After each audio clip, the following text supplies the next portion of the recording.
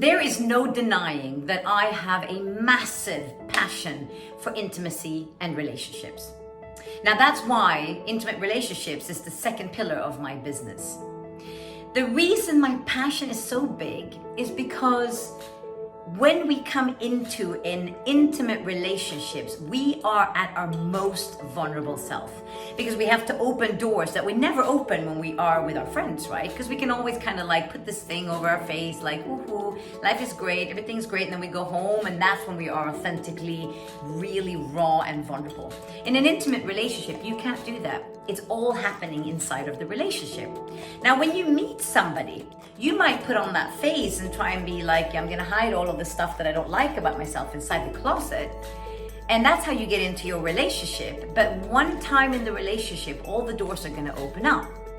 Now, when an intimate relationship starts to go south is when one of you or both of you have abandoned yourself inside of the relationship. And that would, example, happen if you are very insecure. Then you start giving your power away. You're so scared that the other person is going to leave you, and you're so scared of being abandoned that you will kind of modify yourself and start to actually abandon who you truly are. And you will abandon the flavor of who you are, i.e. your masculine or your feminine energy. Because an intimate relationship is based on the dance between the masculine and feminine energy, whether you're a man or a woman, right? So it's when it's masculine and feminine energy are at its peaks and they come together, that's when the spark happens. But when you start abandoning your masculine or feminine energy, you start to become a little bit lukewarm and everything becomes a little bit pale, and that's where the attraction starts to die. So if you have issues with your sexual attraction inside of your intimate relationships, I'm going to give you 3 tips today on how to reclaim your flavor so that your relationship intimately can go back to what it used to be or can go to the next level.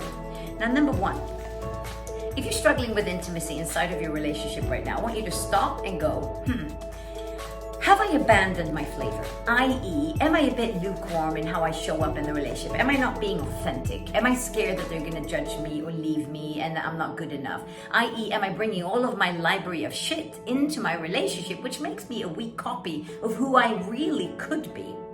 Because if I'm strong and I'm powerful in this relationship, maybe they don't want me anymore. Maybe they'll run away. Maybe they'll be scared of me. So you start to abandon all of those things that maybe your partner actually loved about you in the beginning. It's crazy. So ask that. Start with yourself. Have I abandoned a part of myself? And is there a part of myself that I need to step in more strongly into in order for there to come back into that place of spark? So that's number 1. Second one, the second tip I'm going to give you is this. Look at your relationship, not from a place of I'm over here and that person's over there and then we have these discussions. I don't want to say this because maybe we have a fight and we get defensive, blah, blah, blah. Look at your relationship as a unit. If your relationship is a unit, what flavor is needed to be added into your unit right now? Is it compassion? Is it self-confidence, self-worth? Is it love? Is it passion? Is it sex? Is it intimacy? Is it understanding? Is it respect? Right? Think about it as a unit.